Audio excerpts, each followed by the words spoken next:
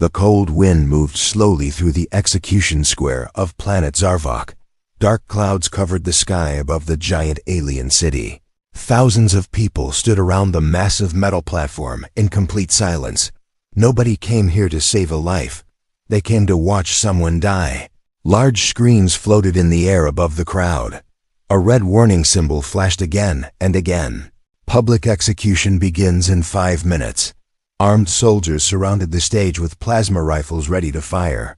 Huge war machines stood behind them like metal monsters. Even the strongest criminals feared this place.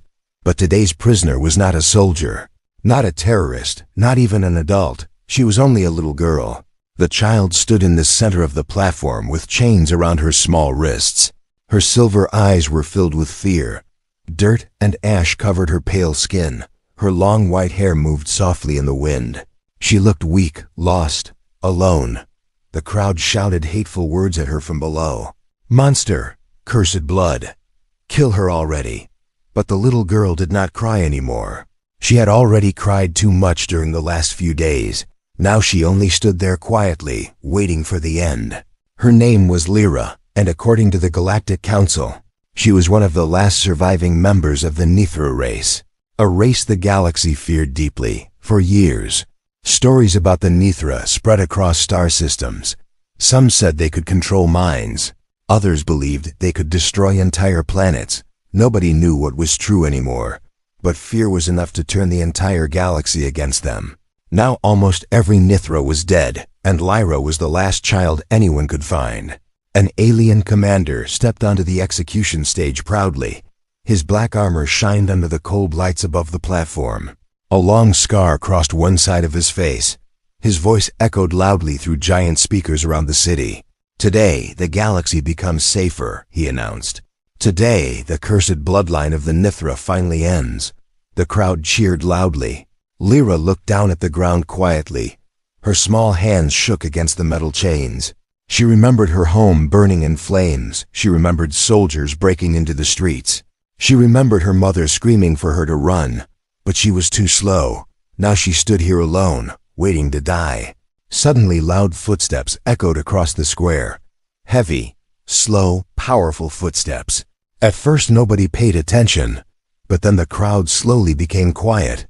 Because someone unexpected was walking toward the execution stage, a human. The whispers started immediately. A human soldier. What is he doing here? Why would a human come? The man walked calmly through the crowd without fear. He was tall and broad-shouldered. A dark combat coat moved behind him in the wind. Scars covered parts of his face, and his cold eyes looked completely emotionless. Captain Elias Kane. Even alien soldiers moved slightly out of his way. Humans already had a terrifying reputation across the galaxy.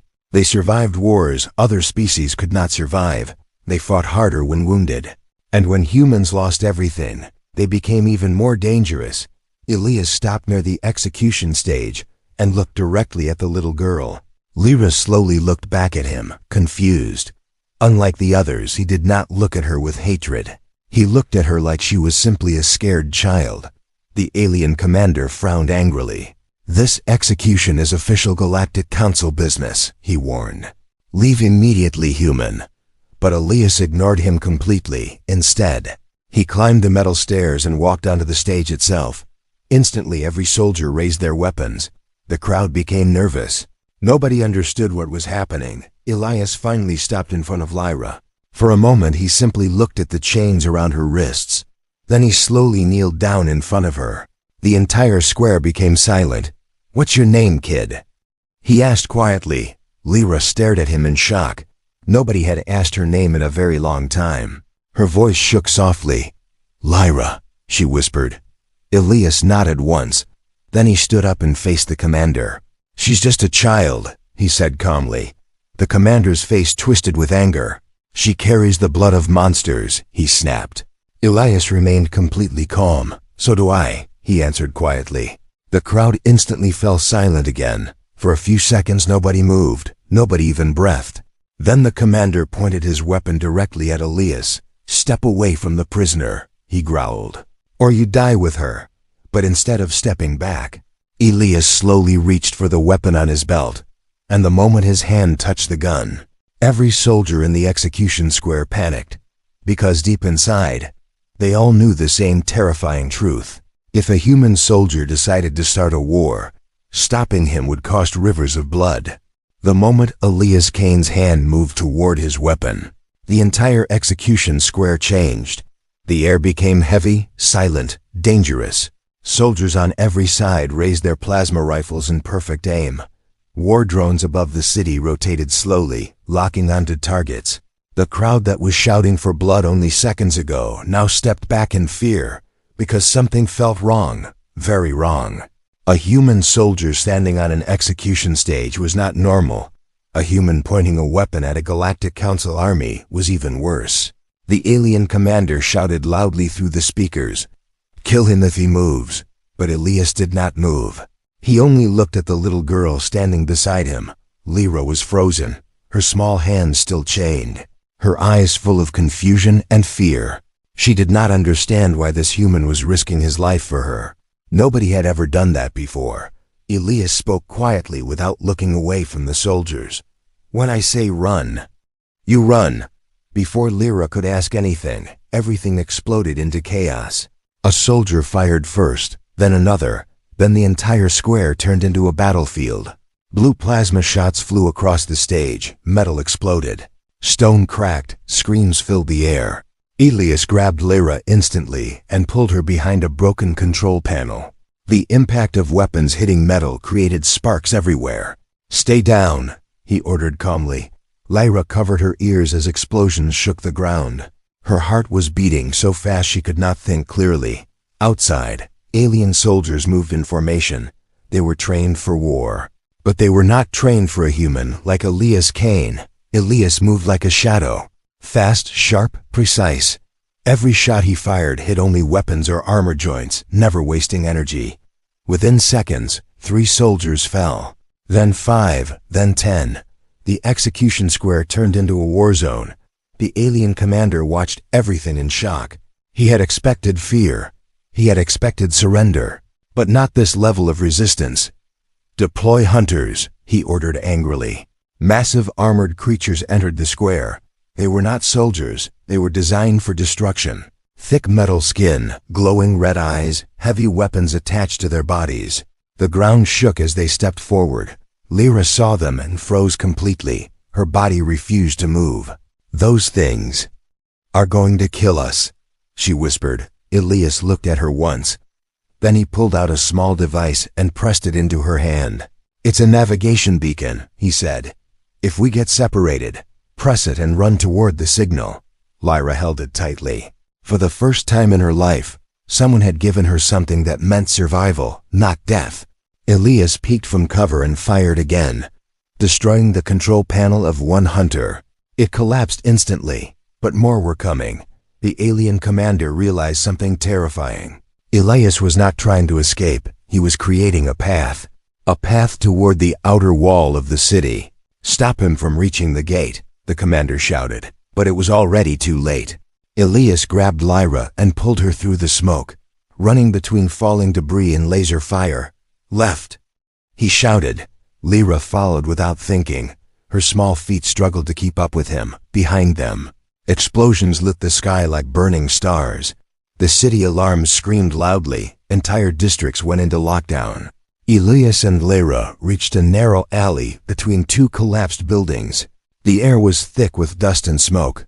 Lyra was breathing heavily. Her body was shaking. "Why are you helping me?" she finally asked. Elias did not answer immediately. He checked the corner carefully before speaking. Then he said one sentence. "Because I've seen what happens when the galaxy kills the wrong child." Before Lyra could respond, a hunter crashed through the wall behind them. The metal beast roared loudly. Its weapons charged instantly. Elias pushed Lyra behind him. "Run when I tell you," he repeated. He fired directly at the creature's weak point, but it barely slowed down. The hunter raised its arm cannon. The entire alley lit up with red energy. Elias grabbed Lyra and threw himself forward, just as the blast hit the wall. The explosion buried half the street in fire and stone. Dust filled the air completely. Nothing could be seen for a moment. Then silence returned. Slowly, Lyra opened her eyes. She was on the ground, safe.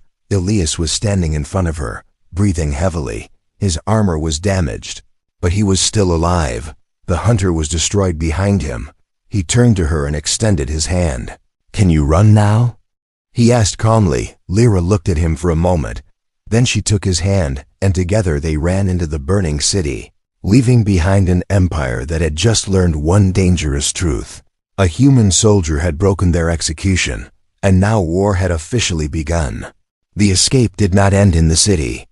It only began there. Smoke still rose behind them as Elias Kane led Lyra through broken streets and collapsed bridges. The entire planet's security forces were now on full alert. Searchlights cut through the night sky like sharp blades. Every exit from the city was blocked. Every transport lane was sealed. The Galactic Council had turned one execution into a full planetary lockdown. But Elias did not panic. He moved with calm confidence, like he already knew every step of the battlefield. Lyra followed closely behind him. Her small legs were tired, but she refused to stop. Something inside her said stopping now meant death. They reached an abandoned industrial zone at the edge of the city. Broken factories stood like dead giants. Old machines rusted under glowing alien lights. Elias stopped in front of a collapsed cargo gate. He placed his hand on a hidden scanner buried under dust and metal. A soft light blinked, then a deep mechanical sound echoed from underground. Lyra stepped back in fear. "What is that?" she asked quietly. Elias answered without looking at her. "Home." The ground beneath them slowly opened. A hidden elevator platform rose from below, covered in old military markings that no one had seen in years. They stepped inside. The doors closed instantly, and the platform dropped into darkness. For a few seconds, only silence existed. Lyra looked at Elias nervously. "You are not just a soldier," she said.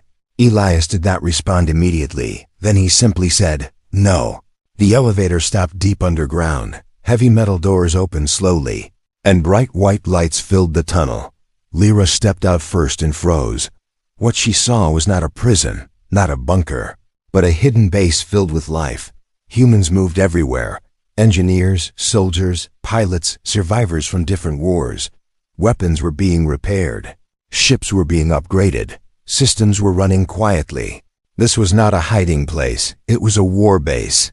But it was old, hidden, secret. One of the humans spotted Elias and immediately raised his hand in respect. "You're back," he said. Others turned to look at Lyra instantly. Their expressions changed from curiosity to caution.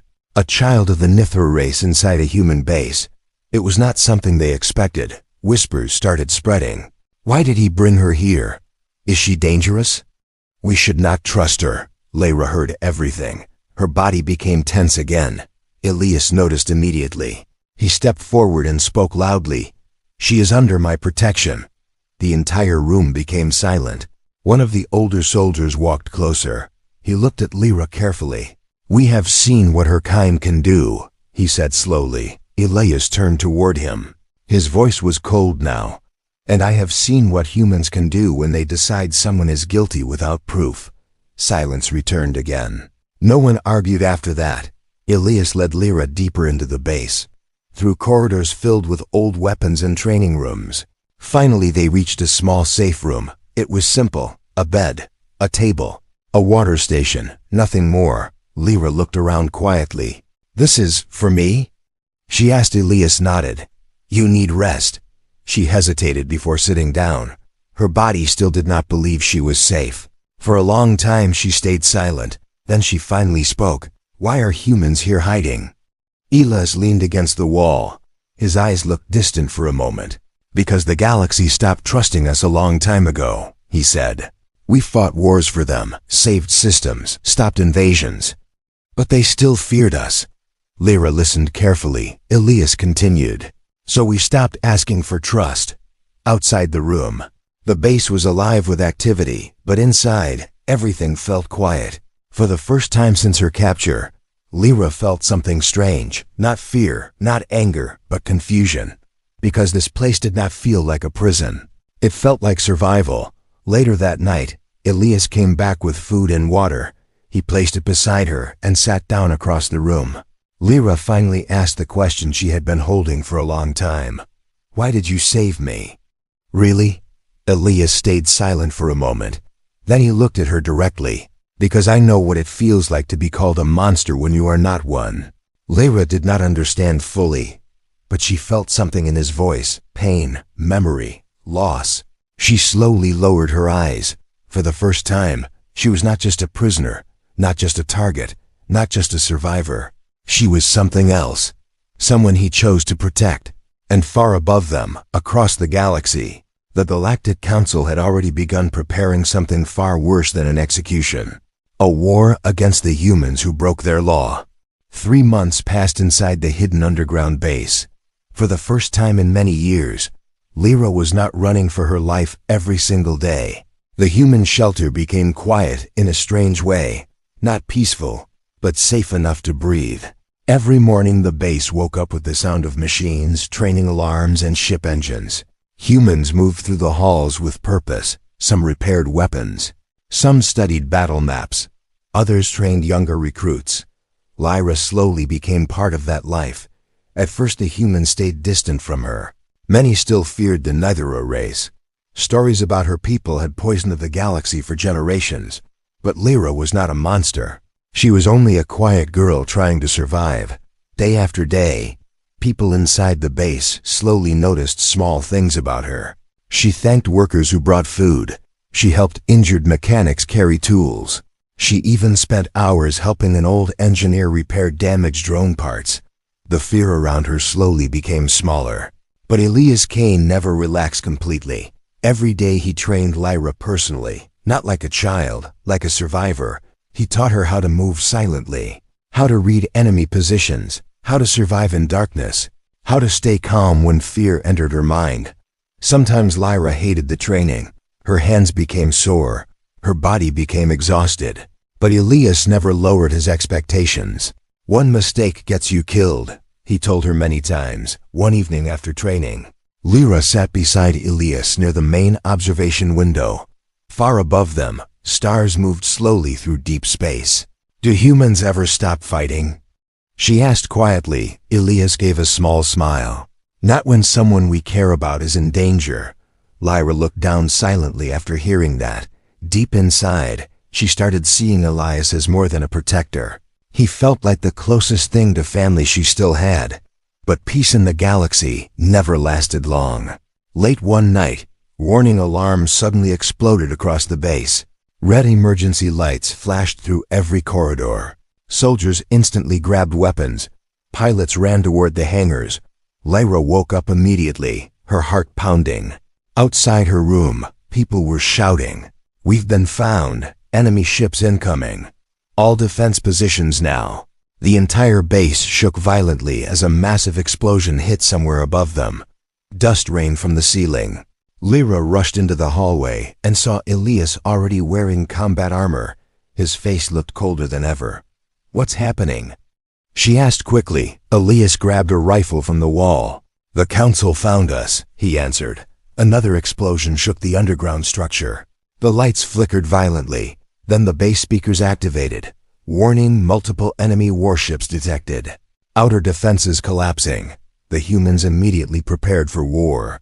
Lyra followed Elias through the crowded hallways. People were moving everywhere. Some carried wounded soldiers. Others prepared evacuation ships. Then the first breach happened. A section of the outer wall exploded inward. Enemy assault troops stormed into the base, firing plasma weapons in every direction. The underground shelter instantly became a battlefield. Humans fought back with brutal force. Gunfire filled the halls. Smoke spread through the corridors. Metal walls burned from energy blasts. Lyra froze for 1 second when she saw a soldier fall beside her, but Elias pulled her behind cover immediately. "Stay focused," he ordered. For the first time, he handed her a real plasma pistol. Lyra stared at it nervously. "I can't do this," she whispered. Elias looked directly into her eyes. "Yes, you can," he answered firmly. Enemy troops pushed deeper into the base. The humans were heavily outnumbered. Then something worse appeared. Massive war drones descended from the ceiling tunnels. Black armored machines with heavy cannons attached to their bodies. The same type used to destroy entire rebel armies. The humans started falling back. Hangar section breached.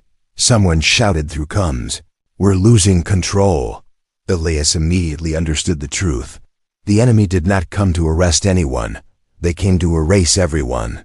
He grabbed Lyra's arm and pulled her toward the lower escape tunnels. "We're leaving," he said. "But the others, they know their job," Elias interrupted. Explosions continued behind them as they ran through collapsing corridors. Suddenly a blast hit nearby and threw both of them across the floor. Lyra hit the wall hard, her ears ringing painfully. When she looked up, Elias was bleeding from his shoulder. "Elias!" She shouted. "I'm fine," he growled while standing again. But he was not fine. The injury was serious. They finally reached the hidden escape hangar. Only one small ship remained ready for launch. Behind them, enemy soldiers were already entering the tunnel. Elias pushed Lyra toward the ship. "Get inside," he ordered. Lyra shook her head immediately. "No, we go together." Another explosion shook the hangar violently. Elias looked back once, calculating something silently. Then he made his decision. He activated the emergency blast doors between the tunnel and hangar. Heavy metal walls started closing slowly. Lyra suddenly realized what he was doing. "No," she whispered in fear. Elias grabbed her shoulders firmly. "Listen to me carefully," he said. "You survive, no matter what happens." Tears filled Lyra's eyes instantly. "You can't stay here," she cried. But Elias only gave her a small, tired smile. "I've survived worse," he lied quietly. Then he pushed her into the ship and locked the door from outside. Lyra slammed her hands against the glass desperately. "Elias!" she screamed. Outside the ship, Elias turned toward the approaching enemy soldiers alone, rifle in hand, blood running down his armor. The last thing Lyra saw before the launch system activated was Elias Kane standing between her and an entire invading army. Then the ship blasted into space, and behind her, the hidden human base disappeared inside a storm of fire, smoke, and destruction. The small escape ship drifted silently through deep space. Inside, Lyra sat alone in darkness, her hands still shaking, her eyes fixed on the burning stars outside the window. Behind her, far away in the distance, the hidden human base was gone. Nothing remained except smoke, debris, and silence. For hours she could not move, could not think, could not even cry. The only thing repeating inside her mind was Elias Kane's final order. "You survive." At first, Lyra wanted to turn the ship around. She wanted to go back, to find him, to help him.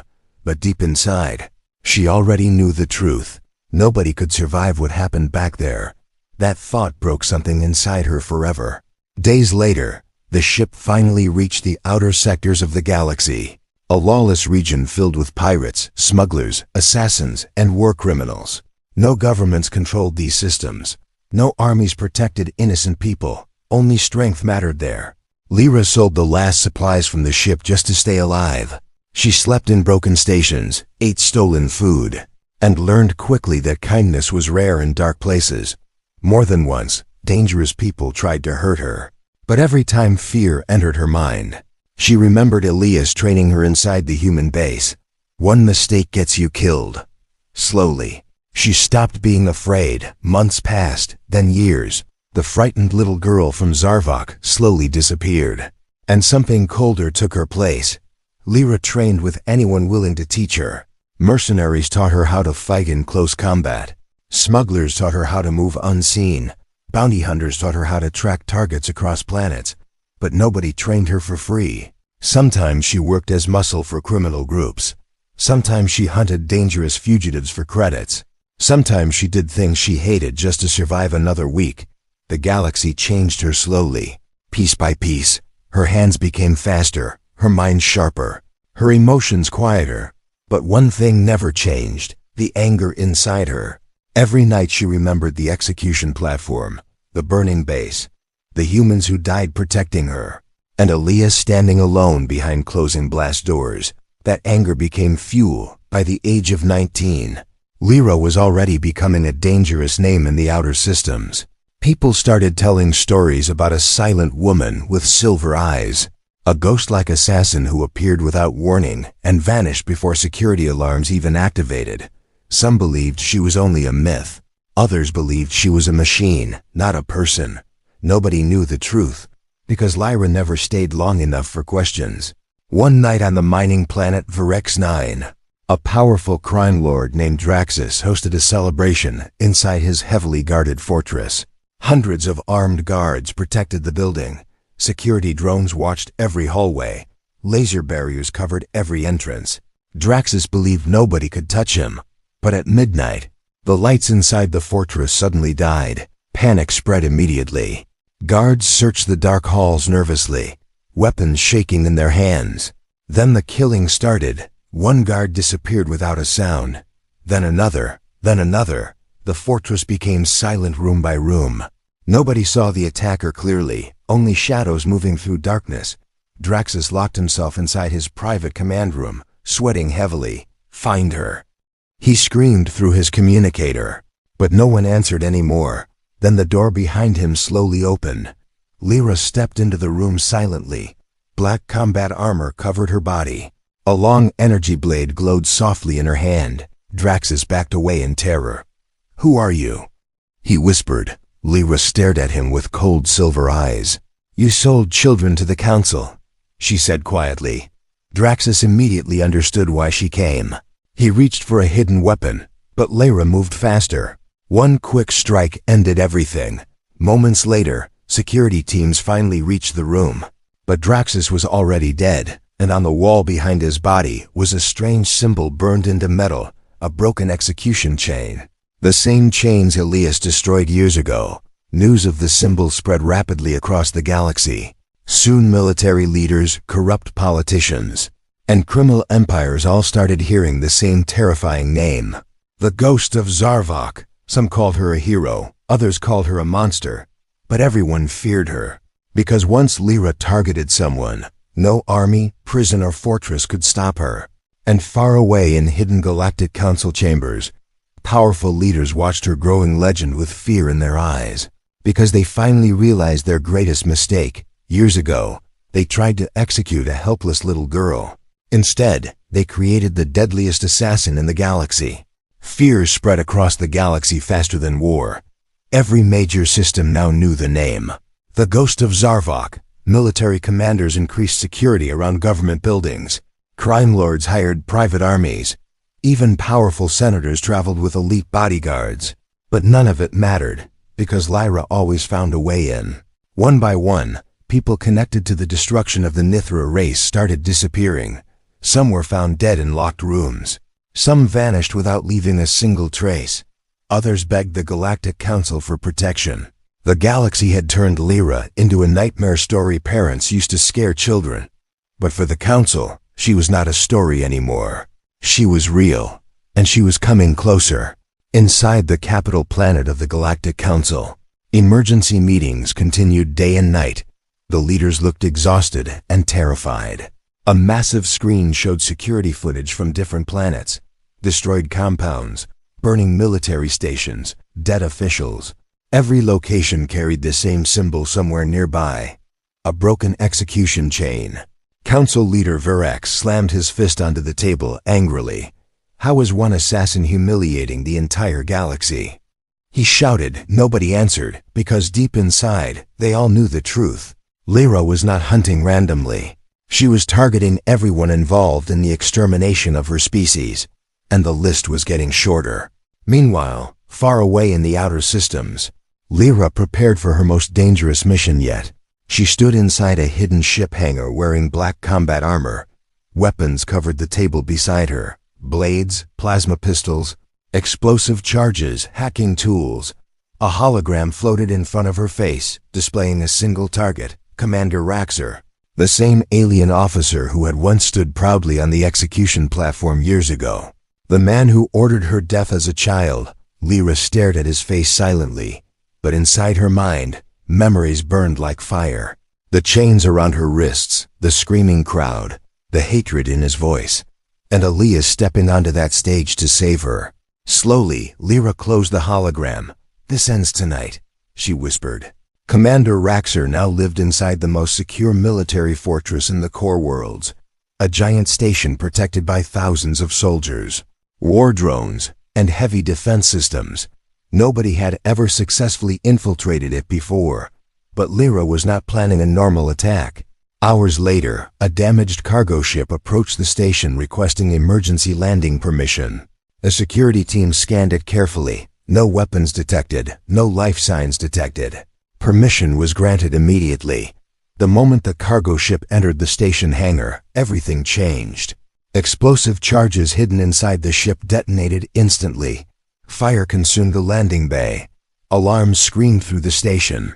Soldiers rushed everywhere in panic, and inside the smoke, Lyra appeared silently. Before the guards understood what was happening, she moved through them like a shadow, fast, precise, deadly. Every movement was clean. Every strike ended instantly. Security drones opened fire, but Lyra already knew the station layout. She moved through maintenance tunnels, ventilation shafts, and dark corridors without slowing down. The station commander shouted through emergency broadcasts, "Lock every sector now." Heavy blast doors closed across the station. Thousands of soldiers searched for her, but Lyra kept moving deeper toward the central command tower. Bodies slowly filled the halls behind her. The soldiers became terrified. Some never even saw her clearly before falling. Others only saw silver eyes staring at them from darkness. Finally, Lyra reached the private chamber of Commander Raxer. Massive security doors blocked the entrance. Elite guards waited outside with heavy weapons ready.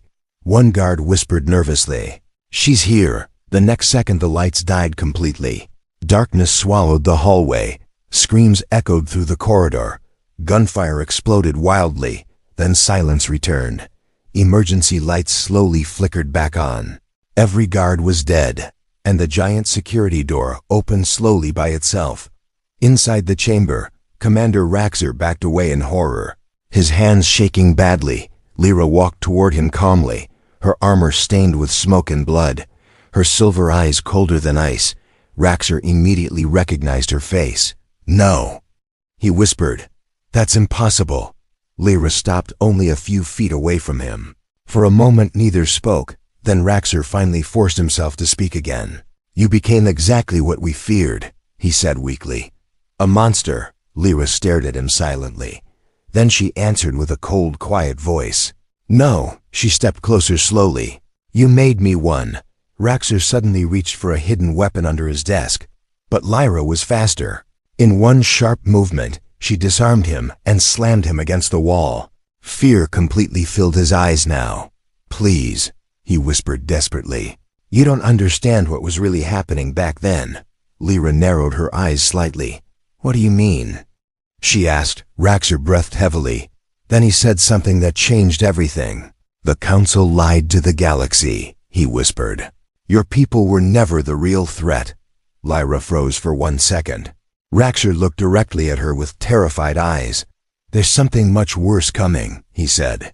Before Lyra could question him further, warning sirens suddenly exploded across the station. A terrified voice shouted through the emergency systems. "Unknown warships detected. Repeat, unknown fleet entering orbit." Then another voice screamed in panic. "They're not Council ships." Lyra slowly turned toward the station windows. And outside in deep space, hundreds of massive black warships appeared silently from hyperspace. Ships marked with symbols she had never seen before. And at the front of the fleet stood one enormous battleship carrying a single terrifying message across all channels. "Humanity has returned." Red warning lights flashed across the military station as panic spread through every corridor. Red warning lights flashed across the military station as panic spread through every corridor. Soldiers stopped fighting and rushed toward command screens. Officers shouted confused orders through broken communication systems. Nobody understood what was happening. Outside the station windows, hundreds of giant black warships floated silently in space. Their designs looked old, heavy, and terrifying. Unlike modern Galactic Council ships, these vessels looked built for only one purpose: war. Lyra stared at the massive fleet in shock. Even Commander Raxer looked pale with fear. "That's impossible," he whispered. The battleships slowly moved into attack formation around the station. Then every communication screen suddenly changed at the same time. A single symbol appeared. A silver wolf surrounded by stars. Lyra recognized it immediately. It was the same symbol Elias once wore on his combat jacket inside the hidden human base. Then a deep voice echoed through every speaker across the station. "This is Admiral Noah Reyes of the Human Resistance Fleet." The voice was calm, cold, powerful. "All Galactic Council forces will power down weapons immediately. Any resistance will be destroyed." The station officers panicked instantly. "Human resistance?" One officer shouted, "We destroyed them years ago." Raxer shook his head slowly, fear growing in his eyes. "No," he whispered. "We thought we did." Outside, smaller attack ships launched from the human fleet like swarms of dark metal birds. They moved with perfect coordination toward the station defenses. The Council soldiers opened fire first. That became their final mistake. The human fleet answered immediately. Massive rail cannons fired across space. Blue energy blasts tore through military ships in seconds. Entire defense platforms exploded into burning debris. The station shook violently from nearby impacts. Inside the command chamber, emergency sirens screamed nonstop. "We're losing shields. Hangars destroyed. Enemy forces boarding lower decks." The Galactic Council's strongest fortress was collapsing within minutes. Lyra watched everything silently, her heart beating faster. Humans were supposed to be broken, scattered, hiding in shadows, but this fleet looked stronger than ever. Then suddenly another message appeared on the central screen. "Priority target located." The screen zoomed directly onto Lyra's face. For a second, the entire room became silent. Then the transmission changed again. A familiar face appeared, older, more scarred, but alive. Captain Elias Kane. Lyra froze completely. Her mind refused to believe what she was seeing. Elias looked directly into the camera with calm eyes. "Hello, kid," he said quietly. Lyra's breathing stopped for a moment. "You're alive," she whispered. Raxer stared at the screen in horror. "The Butcher of Titan Station," he whispered fearfully. Elias ignored him completely. "We tracked you for years," Elias continued. "You became difficult to find." Lyra could barely speak. "I thought you died," she said softly. Elias gave a tired smile. "I almost did," he answered. Before Lyra could say anything else, the station suddenly shook from another massive explosion. One entire side of the fortress collapsed into space. Human boarding forces were already entering the upper sectors. Gunfire echoed through nearby hallways. Raxer slowly backed away from both Lyra and the screen. "You don't understand," he said nervously. "If humanity has returned now, then they know the truth." Lyra immediately looked toward him. "What truth?" she demanded. Raxer hesitated for a moment. Then Elias answered instead. "The Nithra were never dangerous because of war," he said. "They were dangerous because of what they protected." Lyra frowned in confusion. Elias continued. "Thousands of years ago, your people discovered something hidden beyond the outer galaxy. Something powerful enough to control entire civilizations. The Council feared that knowledge, so they erased your species before anyone else could learn the truth." Lyra felt her chest tighten. Her people were not murdered because they were monsters. They were murdered because they knew something valuable. Raxer suddenly shouted angrily, "You humans are no better." Elias looked at him coldly. "No," he answered calmly. "But we don't murder children to protect secrets." Before Raxer could respond, the command room doors exploded inward. Human soldiers stormed inside wearing black armor marked with the silver wolf symbol. Within seconds, they secured the entire chamber. Raxer dropped to his knees in defeat. The war was over for him. But for Lyra, everything was only becoming more complicated. One of the human soldiers stepped toward her respectfully. "Captain Kane requests immediate extraction," he said. Lyra looked once more at Elias on the screen. "So what happens now?" she asked quietly. Elias became serious again. "Now," he said, "we finish what the Council started." Suddenly the station sensors detected something new entering the system, something massive. Every screen turned red instantly. Unknown signals flooded the station. Not human, not Council, not even recognized by the galaxy's databases. Then deep space itself seemed to move. A gigantic dark structure slowly emerged from hyperspace, far beyond the battlefield. It was larger than planets, covered in strange glowing symbols, silent and ancient. Even the human fleet stopped firing for a moment. Elias looked at the object with visible tension in his eyes. "They found us sooner than expected," he said quietly. Lyra stared at the impossible structure in horror. "What is that?" she whispered. Elias looked directly at her through the screen. "The real enemy," he answered. And across the galaxy, humanity finally understood one terrifying truth. The wars between humans and aliens had only been the beginning. Soldiers stopped fighting and rushed toward command screens. Officers shouted confused orders through broken communication systems. Nobody understood what was happening. Outside the station windows, hundreds of giant black warships floated silently in space. Their designs looked old, heavy, and terrifying. Unlike modern Galactic Council ships, these vessels looked built for only one purpose: war. Lyra stared at the massive fleet in shock. Even Commander Raxer looked pale with fear. "That's impossible," he whispered. The battleships slowly moved into attack formation around the station. Then every communication screen suddenly changed at the same time. A single symbol appeared, a silver Wolf surrounded by stars. Lyra recognized it immediately. It was the same symbol Elias once wore on his combat jacket inside the hidden human base. Then a deep voice echoed through every speaker across the station. "This is Admiral Noah Reyes of the Human Resistance Fleet." The voice was calm, cold, powerful. "All Galactic Council forces will power down weapons immediately. Any resistance will be destroyed." The station officers panicked instantly. "Human resistance?" One officer shouted. "We destroyed them years ago." Raxer shook his head slowly, fear growing in his eyes. "No," he whispered. "We thought we did, outside." Smaller attack ships launched from the human fleet like swarms of dark metal birds. They moved with perfect coordination toward the station defenses.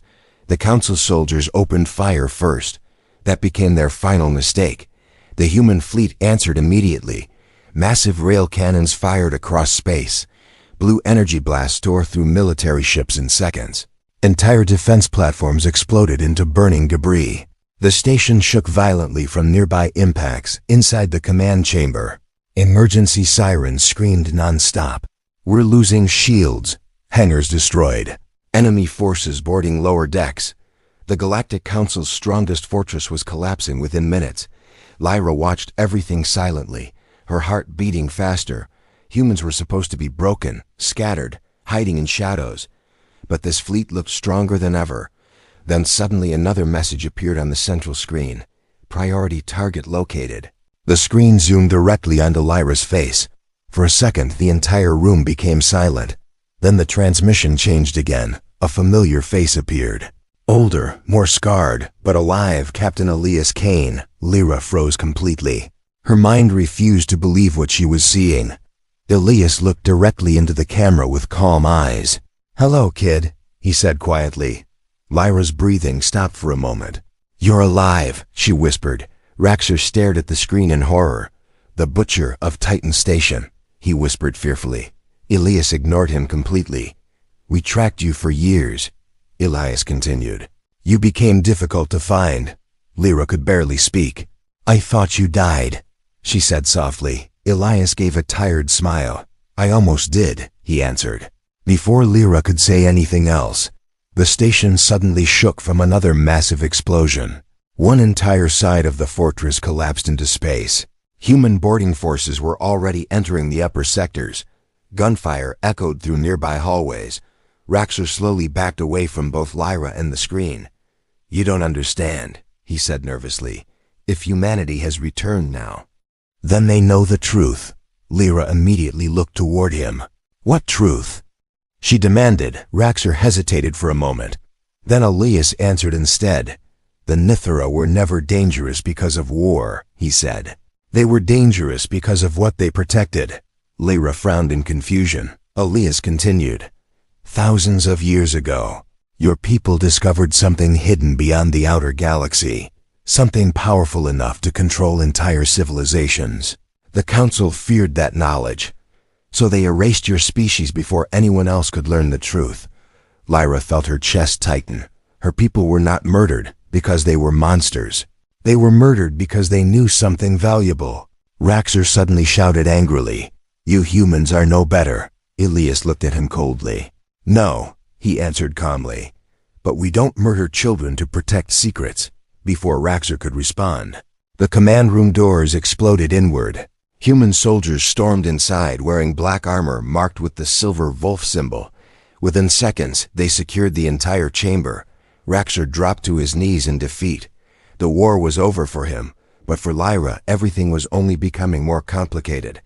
One of the human soldiers stepped toward her respectfully. "Captain Kane requests immediate extraction," he said. Lyra looked once more at Elias on the screen. "So what happens now?" she asked quietly. Elias became serious again. "Now," he said, "we finish what the council started." Suddenly the station sensors detected something new entering the system. Something massive. Every screen turned red instantly. Unknown signals flooded the station. Not human, not council, not even recognized by the galaxy's databases. Then deep space itself seemed to move.